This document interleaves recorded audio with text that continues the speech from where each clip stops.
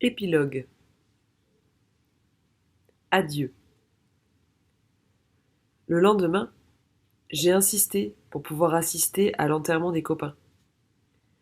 On nous trouva 2 fauteuils roulants, et Cyril et Jeanne acceptèrent, malgré la douleur, que Bastien soit là aussi.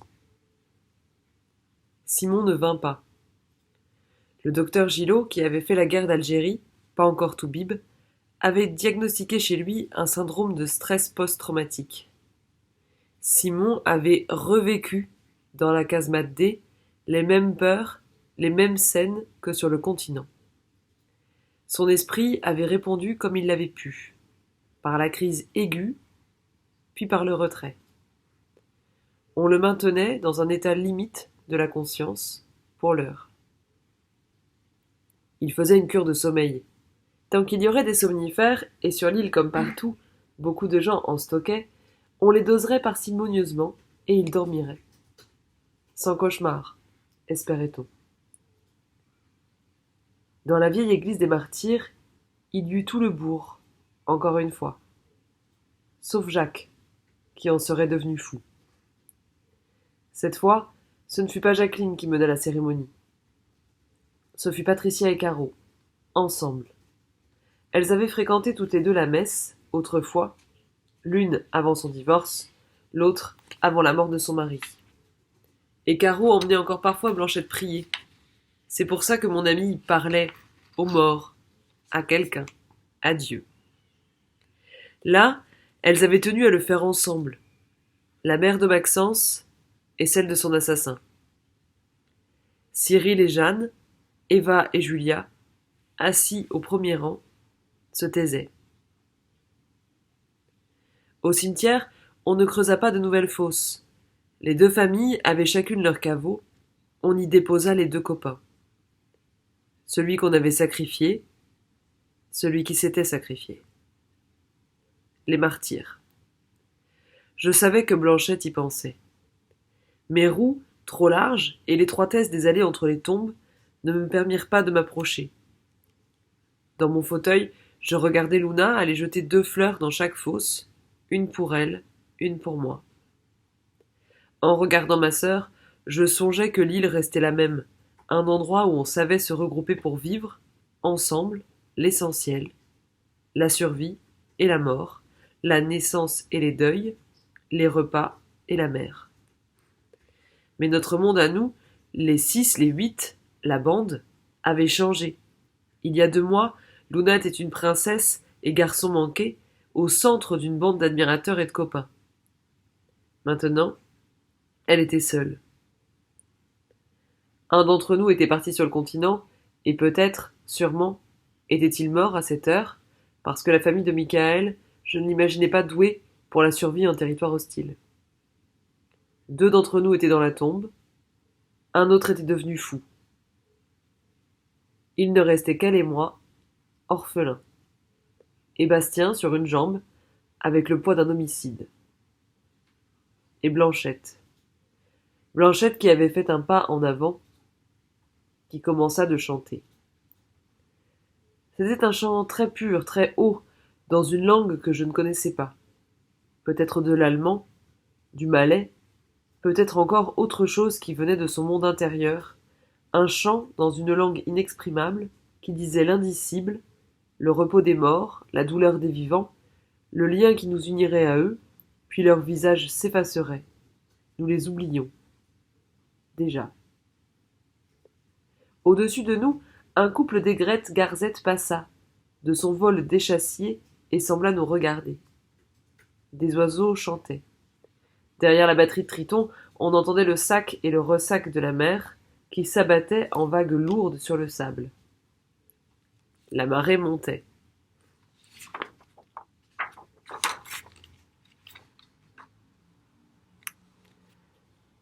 Fin du monde? Ce matin, on a vu 3 hélicoptères. Les premiers. C'est fin juillet, presque août. On les a vus et on les a entendus. Depuis quelques jours, presque une semaine, on savait. On avait aperçu les traînées blanches dans le ciel, très haut, et on avait compris que quelque chose allait reprendre. Le trafic aérien dans le ciel, c'est le signe d'un retour à la normalité, le signe qu'il y a des aéroports sécurisés, de nouveaux, militaires, civils, des pilotes capables de piloter, des aiguilleurs dans une tour de contrôle quelque part, des passagers. Ce matin, les 3 gros appareils militaires ont survolé la côte assez loin, du côté de La Rochelle, dans un bourdonnement de pales. Sans doute pour évaluer les dégâts, l'état des zones à sécuriser, peut-être pour larguer des troupes. Ça avait le bruit de la guerre. Avant, on aurait été surexcités, nous, la bande. On se serait précipité au rempart, et ensuite, on aurait commenté des heures, on aurait joué aux petits soldats. Là, j'ai éprouvé une angoisse sourde. Sans doute vont-ils reprendre le contrôle du territoire, petit à petit. Peut-être que nous aurons des nouvelles, ce soir ou demain. Un hélico ou un bateau viendra, sûrement bientôt. Quand on a vu les sillages d'avions, il y a 5 jours, Cyril a proposé au dîner du soir qu'on installe une banderole sur la pelouse de l'esplanade du sémaphore pour les hélicos, et une autre accrochée sur les remparts au-dessus du port. Ça dit « Nous sommes vivants. Pas de rage ici. Tout va bien. » Il a aussi proposé qu'on rallume le phare. C'est le nouveau maire. Le conseil l'a choisi à l'unanimité. Il a perdu un fils et il essaye de pardonner. Mais toutes les décisions continuent de se prendre à main levée. Nos jardins partagés ont commencé de donner. Leur profusion est incroyable, buissonnière. On y travaille d'arrache-pied, le matin et dès que la chaleur retombe. Eric a appris à faire un fromage très acceptable. Nous n'avons abattu qu'une des 6 vaches, les autres ont des prénoms, et je crois que le spectacle de la mort de leur consoeur nous a suffi pour longtemps. On mange enfin autre chose que des conserves, et le fruit de nos cueillettes sauvages. Des concombres, des radis, des salades, des tomates. Bastien est resté en liberté, malgré son acte. Cyril et le conseil l'ont entendu, nous ont fait témoigner tous les 3, et l'ont condamné à des travaux d'intérêt général. Homicide involontaire par imprudence, a dit Élise, la fille de Gilles, qui faisait du droit à Bordeaux. Les habitants s'amusent de ces tiges, parce qu'ils ne changent rien, au fond. Bastien avait déjà commencé de travailler pour l'île avant, de toute façon. Mais il s'adonne désormais aux travaux de cantonnier et de mécanique, avec une application à réparer les choses, une rage presque, qui est peut-être aussi une expiation. Il s'est rasé le crâne aux premières chaleurs. Ça lui donne l'air d'un jeune bagnard. Parfois, je vais me promener avec lui. Je suis tombé sur lui ce midi, juste avant le repas. Il était torse nu, en sueur, en train de dégager un fossé le long de la route de Lens, bouché par les derniers orages. Il s'est redressé en me voyant arriver sur mon vélo. Je me suis arrêté, j'ai mis la béquille, je suis allé chercher sa bouteille d'eau et sa canne. Il s'est essuyé le visage. Le crâne veiné par l'effort, a craché, bu. « Tu as vu les hélicos ?» a-t-il demandé. « Ouais. T'en penses quoi ?»« Je sais pas. Je crois que j'aurais préféré continuer entre nous. » Il a eu un geste vague de la main. Avant tout ça, quand j'allais sur le continent, j'étais con. Il a souri. J'ai souri. D'ailleurs, ta sœur, elle m'en veut toujours? Pour Julia? J'attendais la question. Il me la pose souvent. Tu sais, elles passent leur journée ensemble avec Eva. Ça arrange pas tes affaires. Ouais, je comprends. Bon, on va déjeuner au réfectoire? On s'est mis en route. Moi, en poussant mon vélo, lui, appuyé sur sa canne. T'as peur, toi, Poléon, de ce qui va se passer après, quand les gens vont revenir sur l'île? Non. Enfin si un peu. Mais j'ai appris que ça nous rendait dingues. Alors j'essaie de pas... J'avais parlé comme Hugo, sans finir ma phrase. Il a hoché la tête, s'est appuyé sur sa canne. On s'est arrêté, on a regardé le continent. Il n'y avait plus de fumée pour l'instant, plus de grenades artisanales, plus d'assaillants, ni de sièges, de communautés retranchées. J'ai grimacé parce que ma cicatrice me tirait l'aine.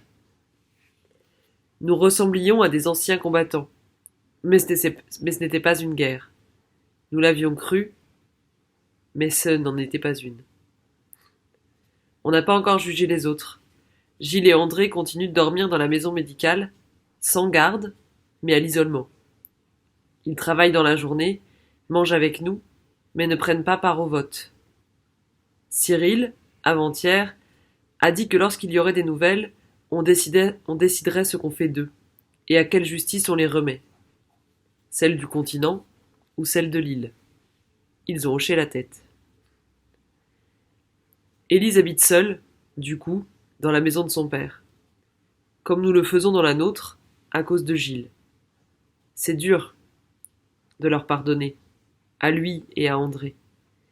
Mais parfois, je me dis que nous avons été comme eux, que notre colère a été aussi dangereuse et mortelle que la leur.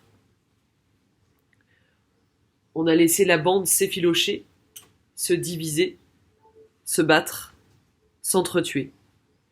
On en avait exclu certains, on avait laissé d'autres faire les cons. Je ne parle pas que de Maxence ou de Simon, de Bastien, ceux qui ont tué. Moi, dans la casemate, j'étais prêt à sacrifier ma sœur pour vivre plus longtemps. Et pourtant, j'aurais pu aussi buter Simon ou Bastien pour la défendre. Qu'est-ce que j'en fais de ça? Qu'est-ce qu'on en fera, tous? Si ceux qui viennent dans quelques jours veulent nous dire comment vivre, qui éviter, qui sont les responsables, les coupables, s'ils veulent nous diviser, qu'est-ce qu'on fera? S'ils reprennent les jardins, emmènent nos prisonniers, nomment un maire, décident pour nous.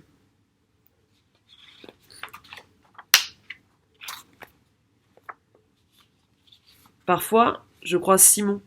Il sort très peu. Il vit, mange et dort chez Caro.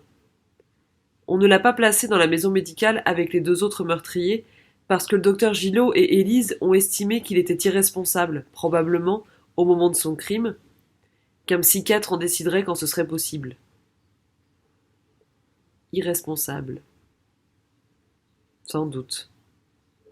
Et pourtant, on l'a vu faire. Quand je le rencontre, seul et morne, je vois dans ses yeux un vague à l'âme et une détresse qui m'effraient. Blanchette croit qu'il repartira un jour, sans prévenir, sans combi et sans palme, qu'il plongera dans le Pertuis, une nuit, nagera vers la côte ou vers le large, et qu'on n'entendra plus jamais parler de lui. Sauf si Camille revient, dit-elle, depuis 4 jours, depuis qu'on a vu les traîner dans le ciel. On ne peut rien contre l'espoir. On ne s'en débarrasse pas. Nous, à la maison, on n'a personne à attendre. On se contente de vivre, d'apprendre à vivre et à construire, et ça nous occupe assez de temps. Tout le temps presque. Au moins celui que je ne passe pas avec Blanche et Georges. Luna fait tourner la boutique, comme elle dit. Moi je grogne, je désobéis, je maugrée, je tire au flanc parfois, mais je travaille. Cyril a proposé qu'en dépit de son âge, ma sœur entre au conseil. Pour l'heure, elle a refusé, mais je crois que ça viendra. Je ne sais pas ce qu'elle pense du retour d'autres gens sur l'île. L'appréhende-t-elle? Et ce qui s'est passé cette nuit-là, l'a-t-elle digéré? Nous en avons parlé. On s'est demandé pardon, mais ça n'est pas la question. Certaines choses étaient impardonnables, des choses que nous avons vues, d'autres que nous avons commises. Alors la question c'est de savoir comment nous pourrons nous en garder la prochaine fois. Être comme papa et Françoise, intègre, mais sans mourir. Un peu de distance s'est installée entre elle et moi.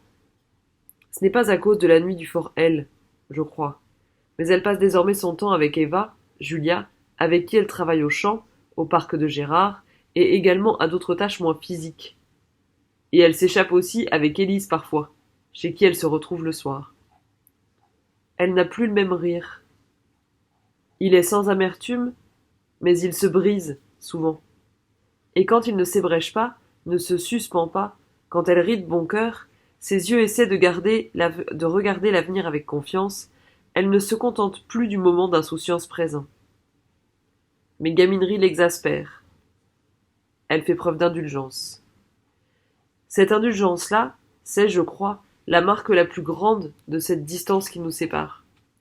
C'est juste qu'elle a grandi d'un coup ces derniers mois, et que moi, au contraire, je m'attarde en enfance, par fidélité à Hugo, et pour attendre Blanche. Blanche, je la vois tous les jours. Nous passons 2 ou 3 heures avec Georges. C'est lui qui l'a proposé, et je crois qu'au fond, ça l'arrange bien. Il échappe ainsi aux travaux physiques qu'il apprécie peu, il les considère comme une hygiène, une séance de sport intéressante, mais il ne faut pas qu'ils durent trop et deviennent avilissants. Notre compagnie justifie ses promenades. Il nous garde très peu dans la bibliothèque, juste le temps de choisir 1 ou 2 ouvrages, et puis nous sortons pour herboriser, parcourir les sentiers. Qu'il pleuve, vente, qu'il fasse beau. Nous choisissons le bon endroit pour lire, dehors. J'ai constaté qu'il évite les chemins qui mènent au fort L. Nous lisons, observons, cueillons. Georges dit que c'est ainsi qu'il faut utiliser les livres. Pas pour apprendre la vérité, chercher à y comprendre ce que nous vivons, l'endroit que nous habitons, les événements, mais pour apprendre à regarder ça et tout le reste, le vaste monde.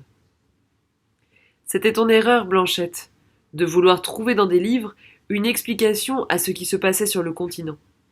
Une erreur d'adulte. Et tous tes amis t'ont cru parce que tu es la plus savante. Alors nous passons nos heures avec lui à retourner des pierres, examinons des mollusques, apprenons le langage des vagues et du vent. Nous errons dans les ruines, les fortifications, les anciens ouvrages de l'île, nous nous récitons des histoires et leur envisageons des suites. Au début, j'avais l'impression de me distraire, que ce n'était pas bien. Mais on ne peut pas passer sa vie à pleurer. Je me demande si les oies bernaches partiront l'an prochain, comme elles le faisaient avant, à chaque printemps. J'espère que non, qu'elles sont bien chez nous. Mais peut-être se sentent-elles confinées, avec nous. Peut-être vont-elles repartir. On n'en sait rien, Jolane. Personne ne peut le dire. Les livres ne donnent jamais d'explication. Ils nous enseignent simplement comment et où mieux regarder.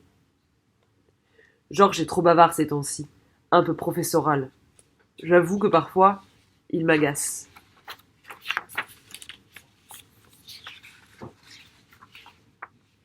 Il y a 5 jours, quand j'ai vu les traîner dans le ciel, il arrivait devant chez nous pour nous faire la classe.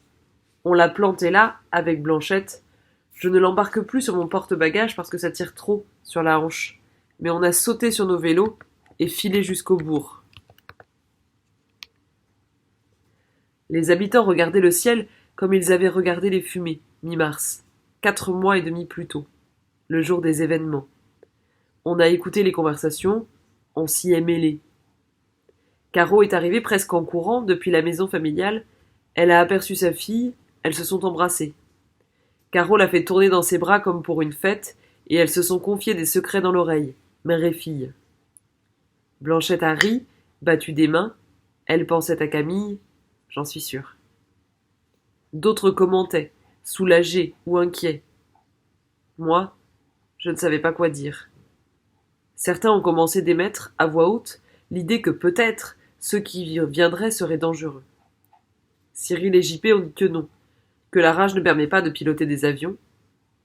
Mais il n'y a pas que la rage, ai-je pensé. Ensuite, Blanche m'a entraîné à l'écart et m'a regardé les yeux brillants. J'ai une mauvaise nouvelle, Poléon. Nous ne nous marierons pas. Tu te souviens de ce que je t'avais dit? Et sans m'y attendre, sans savoir que j'avais pris nos fiançailles au sérieux, j'ai éprouvé brutalement une détresse réelle, profonde. Tu avais décidé ça avant, ai-je objecté. Avant la casemate. Et alors? A-t-elle minaudé? J'ai haussé les épaules. Je ne plaisantais pas, moi. Elle l'a vu. Bon, a-t-elle dit. Je vais encore y réfléchir. Je te dirai. Je m'appelle Jolane, dit Jo, dit Poléon parfois. J'ai 14 ans maintenant. Je vis sur l'île d'A. C'est un bel endroit, un endroit merveilleux que j'aime. Un caillou de presque 2 km², 119 hectares de vases, de sable et de châteaux calcaires, un à chaque bout, 5 kilomètres de long sur 700 mètres au plus large, fortifié, une île forteresse presque, en forme de croissant allongé, au large de Rochefort, à 4 kilomètres de la côte.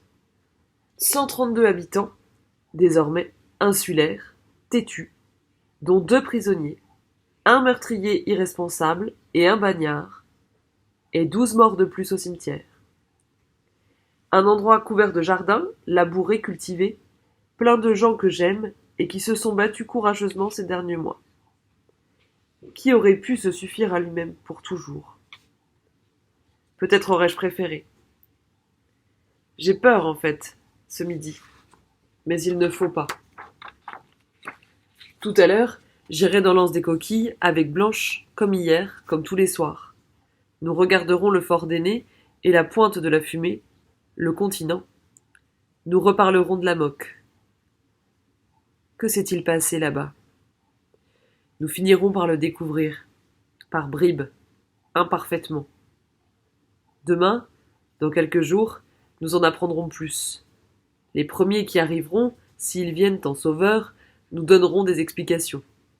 Peut-être nous balanceront-ils des mots techniques, scientifiques, mais ça n'épuisera pas les questions. Ça ne dira pas grand-chose. Ni de la moque, ni du reste. Comme ici, des gens ont tué là-bas par colère, par peur, pour se défendre, pour en finir. S'en remettent-ils? Ensuite, les estivants viendront, ceux qui ont survécu à la moque. Ils voudront reprendre leur maison, leur jardin, et il faudra leur dire que plus rien ne sera comme avant. Que se passera-t-il? Dans 2 semaines, dans un mois, nous prendrons peut-être un bateau, nous aussi, dans l'autre sens, pour nous rendre un peu mieux compte. Le témoignage des survivants du continent n'éclairera rien, ou très peu. On pourra juste les écouter, hocher la tête et écouter le plus attentivement possible. Hier soir, Blanchette m'a dit. En fait, dire que c'était la moque, c'était juste donner un nom. J'ai hoché la tête. C'est comme la maladie de Simon, syndrome de stress post-traumatique. Je sais de quoi il souffre, mais ça n'explique rien. Je ne sais pas si des images qui lui reviennent, je ne partage pas ses cauchemars, je comprends pas pourquoi il a fait ça. Je sais pas ce que c'est que sa vie maintenant. Non. Et peut-être qu'une chose est justement nouvelle parce qu'elle n'a pas encore de nom, et qu'il ne faut pas trop se presser de lui en donner un, qu'il faut d'abord la considérer. Une fois de plus, elle avait raison. Elle avait tout compris. Ce qui arrivera demain, quand nous sortirons de notre isolement, nous ne le savons pas encore. Si nous y survivons, on essaiera de ne pas trop se presser pour le nommer, le classer, l'expliquer, nous autres. Pour l'instant, ça n'a qu'un vague nom. Entre nous, on dit seulement après. Merci de m'avoir écouté.